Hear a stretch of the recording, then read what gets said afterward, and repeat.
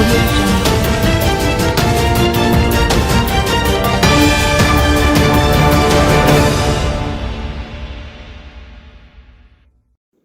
Taxi man gunned down in Hanover. A taxi driver was shot while sitting at a shop along the Sandy Bay Main Road in Hanover on Monday evening. The deceased has been identified as 37-year-old Jermaine Hunter, otherwise called Richie, a resident of Ballground in Montpelier in the parish. Information reaching reporters indicated that around 6:50 p.m., Hunter parked his grey 2010 Toyota Wish motor car beside a shop at the intersection of the High Level and Sandy Bay roads.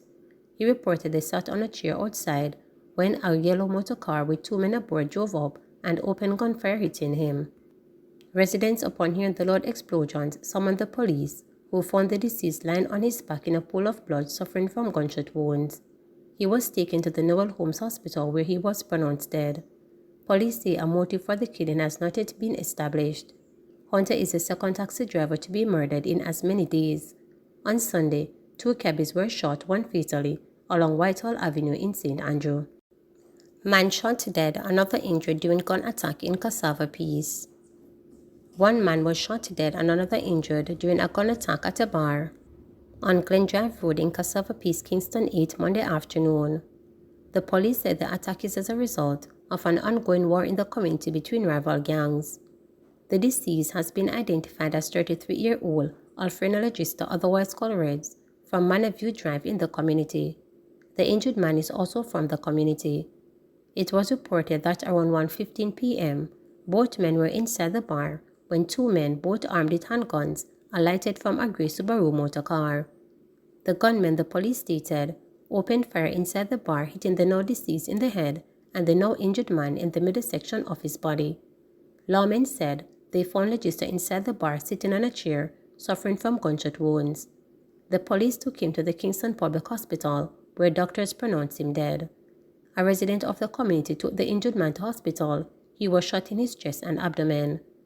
The gunmen escaped towards Mannings Hill Road in the Subaru motor car, the police stated. 10 million worth of ganja destroyed by police in St. Elizabeth. The Area 3 narcotics team is reporting that it has seized some 1,000 pounds of ganja during an operation in St. Elizabeth on Friday. According to reports, the marijuana has an estimated street value of $10 million. It is believed that during the hours of 11 a.m. and 2 p.m., the ganja was recovered among bushes in the Little Park district in the parish, where it was subsequently seized and destroyed.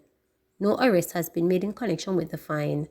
The bus follows that of another in the Trial district in the parish on March 30, where 700 pounds of ganja was destroyed. Firearm seized at a illegal party in Manchester. Police are reporting that a firearm was seized and 2 men arrested of breaches of the Noise Abatement Act at an illegal party in Crosskeys, Manchester on Sunday morning. A police were said about 1:30 a.m. and operation was conducted at a location in Crosskeys where a party that was not permitted was ongoing. A search was conducted, resulting in a 9mm Smith & Wesson with 7 9mm rounds being found. Police said 2 men, including the owner of the premises, were charged with breaches of the Noise Abatement Act. One of the men, aged 26, was also charged with illegal possession of marijuana. We can't alter call data records. 2 employees of telecommunications giant Digicel and Flow explained on Monday that call data and subscriber information cannot be altered or changed by them in any way on databases owned by the companies. The employees were called up to give evidence on Monday in the murder trial of Omar Collymore, Michael Adams, Shaquille Edwards, and Dwayne Pink at the Home Circuit Court. Collymore and the other men are being tried for the January 2, 2018 double murder of Simone Campbell Collymore, 32, and taxi operator Winston Walters, 36, on Stanley Terrace in Red Hill, St. Andrew. Campbell Collymore was the wife of Omar Collymore. First to take the witness stand on Monday was a court processing officer from Digicel, who said he received an order from the court in relation to records for 2 telephone numbers connected to the case.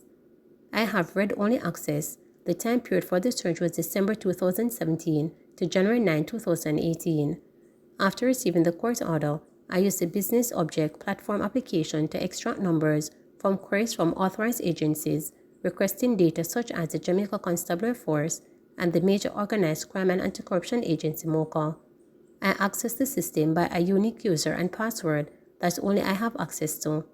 Upon accessing the system, I inserted the telephone numbers and the time parameters. There was no data for both numbers, he said, in relation to one stage of the search process he went through using the Business Object Platform computer application on his laptop. He said that after doing another type of search, he discovered call data records and subscriber information for the two numbers. One of the cell phone number, he said, was registered to Dwayne Ping of the Constitutional Hill St. Andrew address. The other number was registered to another man from Kingston 20 address. In relation to call data record, it also includes the location of persons connected to of that number, he further stated. When court resumed after the lunch break on Monday, a court liaison officer from Flo took the witness stand. He said that in relation to the case, he received a notice under Section 16 of the Interception of Data Communications Act and that he received a court order sometime in 2021. The court order was in relation to telephone numbers. The required information was call data records and text messages. I can't alter information on the database. The information is read-only, he said, noting that the request for call data records and subscriber information was for December 2017 to January 9, 2018. I documented the information required in a spreadsheet accessible to myself only. My computer and the system were in good working order. When the information was extracted, I exported them as an Excel file. After the data was exported, they were sent electronically to the police. It was first encrypted, said the witness. The trial continues. Witness describes filthy Yahweh compound. A foul stench like rotten food, unmade beds, mattresses on floors, and children who appeared malnourished were among the observations made by the staff officials who raided the Yahweh Group's premises in Pardnerwood, St. James in 2023. The unpleasant sight was outlined by the employee of the Child Protection and Family Services Agency, who was on the stand on Monday. The children officer investigator was the first of two witnesses to testify on the first day of the trial of 16 members of the St. James Base Group. They are charged with several counts of breaches of the Child Care and Protection Act. The 10-year-old veteran of the CPFSA told the St. James Parish Court that on June 7, 2023, about 4:30 a.m., she and members of the JCF, JDF, and others from the CPFSA went to premises at Parade Norwood, where the Yahweh Group was located. The witness described seeing bunk beds, soiled clothes, buckets and basin of water, and damp ceiling with visible electric wires hanging from them inside buildings on the compound. According to the witness, there was an upstairs room with an unmade bed and utensils covered in food particles, indicating that they had not been washed. She also testified that the bathrooms, bedrooms, and general gathering area emitted an unpleasant odor similar to rotten food. There was another room with pamphlets and an unmade bed, and the room was generally disorganized. She described another building with a garbage bag full of dirty clothes. The children at the residence, she claimed, appeared malnourished. The female hairs were unkempt, and there was an unusual aroma emanating for the children, implying that personal hygiene was not being practiced. My aim was to ensure that they are in a safe environment. At that time, I did not deem it safe, the witness said. Following the operation, she stated that she informed her team members of her findings and the decision was made to have the children removed. Meanwhile, the second prosecution witness testified that she was given a birth certificate by Paris, one of the 16 defendants, which she then photocopied. Paris was identified in court. The 16 defendants on trial are Christopher Anderson, Lakeisha Hardin, Derek Clark, Renely Maitland, Alisa Medley, Fabian Nelson, Francine Paris, Jodian Spence, Jose Foskin, Oral Spence, Ryan Letman and Ingrid Williams, Omar Johnson, Javon Johnson, Verna Woolmer, and Melissa Thompson. They were taken into custody during a joint special operation of the security forces at their Paradise Avenue religious compound in Montego Bay on June 30 last year. The charges came only 3 weeks after the children of the many accused were placed in state care.